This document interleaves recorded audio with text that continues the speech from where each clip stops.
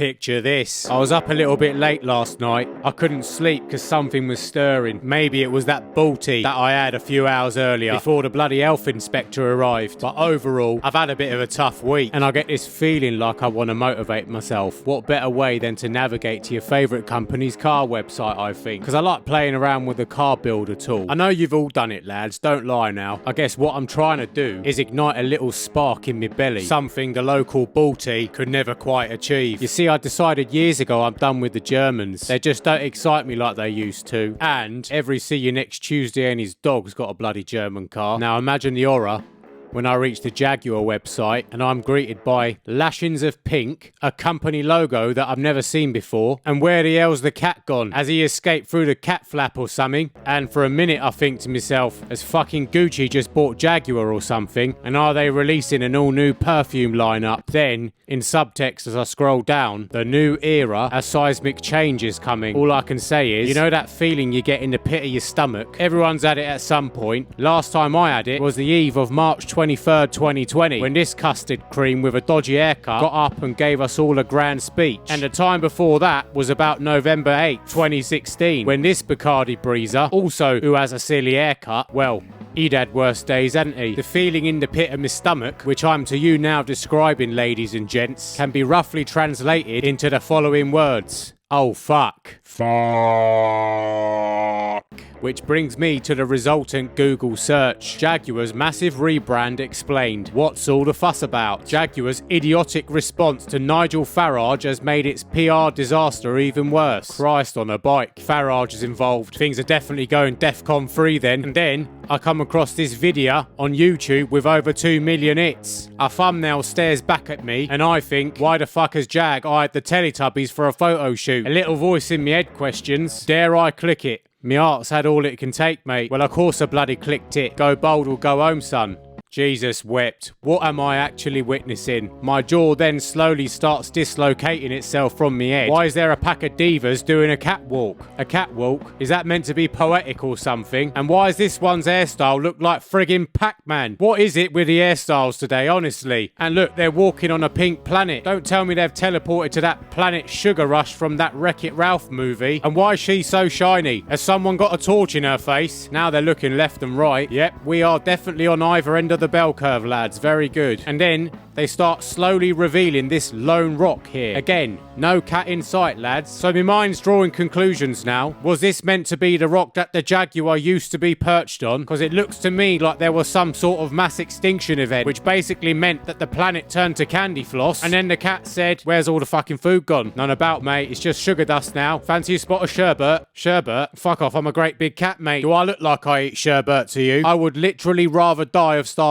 than lick that sherbet-covered rock over there. So basically, the cat proceeded to die of starvation, and now he's buried under that rock, I think. Let's zoom in a bit. There you are. There's his tail, look. So let's examine a little further, shall we? Title of the video, Jaguar. Copy nothing. Yeah, right, I think to myself. I've seen this film before. Come on, do you think we're actually blind? First of all, quick search online. Colin semi-bold seems pretty bang on the money. And don't get me started on your advert. Did you not see the Paris Olympic Games opening ceremony? Copy nothing. Copycats, more like. Now let's look at the comments section. God, you're gonna love this. There's some right crackers here, lads. The only thing brave about this ad is to leave the comments section on. Jaguar's pronouns are was, were. Very good. After seeing this, I don't think I'd ever consider a Jaguar. Very blunt, to the point, unlike the advert. I'm sorry, what are we trying to sell with this ad? Elevators, rocks, or being gay on Mars? I guess Jaguar identifies as bankrupt. Who did this? The Paris Olympics opening ceremony creative team. That was a tongue twister. Hey Jaguar, blink twice if Black Rock is blackmailing you. And yes lads, I did in fact throw my own hat in the ring and left a comment of my own. CEO of Gillette. Let's make the worst advert ever made. CEO of Jaguar, hold my Bud Light. Now, I'd like to take a minute and sum up my feelings when I saw the advert. The only way I can describe it visually to you is whenever I used to think about owning a Jag, I'd be conjuring up images of royalty, like a King Charles, or perhaps even one of the many prime ministers of this great country, like a Winston Churchill, pulling up to a sophisticated, classy event, not for the likes of your day-to-day folk. And everyone in attendance, they're all dressed in the most delicate attire, stylish,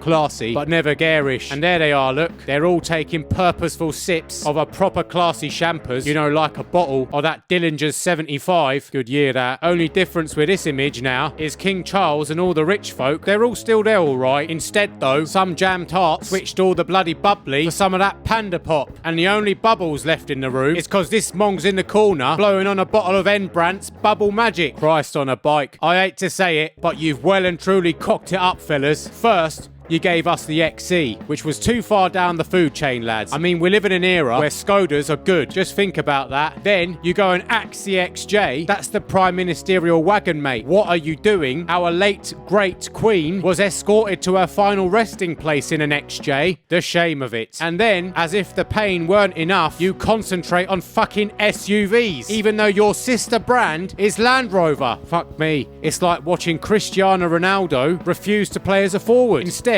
he's done a subby with Juan Luigi Buffon. When are you gonna understand? No one gives a shit about the Jaguar. Can't you just go back to the Jaguar? You've done it yourselves, lads. It's all your fault. It ain't your customers. You should have played to your strengths, like Alfa did when they made the Giulia. That thing has won best car like 6 out of 7 times, and they've raised the brand from being the least reliable to one of the most reliable. Basically, concentrating on what you're good at and improving the shit that you're bad at is preferable to me than this shit show. I hate to tell you, Jaguar, the only reason people stop buying your cars is because you basically ain't changed the design in 15 years. The interior quality has taken somewhat of an hit, and your customers are in and out the dealership like clockwork because your cars don't stop going faulty. Is this what happens when Tata Steel buy a car brand? First, it's Tata to the quality, and then a few years later, it's Tata to any ounce of brand heritage that remains. What next then, eh? Tata bleeding sauce? You bunch of evil bastards. Did you even know that George Best drove a Jag? Bleeding hell. I gotta calm myself down before my heart gives out. I've had too much heartache. There. Slowly does it. Now I'm gonna tell you something that I ain't told anyone. But for the last year, I've had a picture of a Jag XF Portfolio Sport Brake on me wall, staring at me when I work. To give me a bit of motivation, like, this is what I've been planning on getting. Well, it's either that or a Volvo. Like I said earlier, no German cars for this lad moving forward. My only issue with Volvo is they don't half bang on about safety, don't they? One thing I'll tell you about safety, it just ain't cool, is it? Here's me proof, lads. What's the best part of an aeroplane journey? I think we can all agree it ain't this bit, is it? No, son. No. For me, it's always got to be the bit where they say, you can take your seatbelts off now, after which I proceed to ordering beer. Go on, lads, you know I'm right. So basically, let's just say I was ever so slightly disgruntled at the whole affair. But then something strange happened this morning when I woke up. I visited the Jaguar website again, and you know what? I was ever so slightly less disgruntled than the night before. Yes, I'm still rather upset, but the logo looks less shit to me than it did yesterday, and they ain't really gonna stick with the pink shit, are they? It's just a gimmick, lads. Like dubstep. To put it simply, I now feel a little bit like if the family cat had died. You know, for a little while you're like boo-hoo, then give it a few weeks and it's let's get a new cat. And if you're still crying in that time, well, just stop being a pussy. Now listen, Jaguar, I get why you're doing it. We're in an era with electric cars on the horizon, an era where the likes of Kia, Hyundai and MG are rather good cars. We're in an era where a convertible Skoda looks like this instead of this.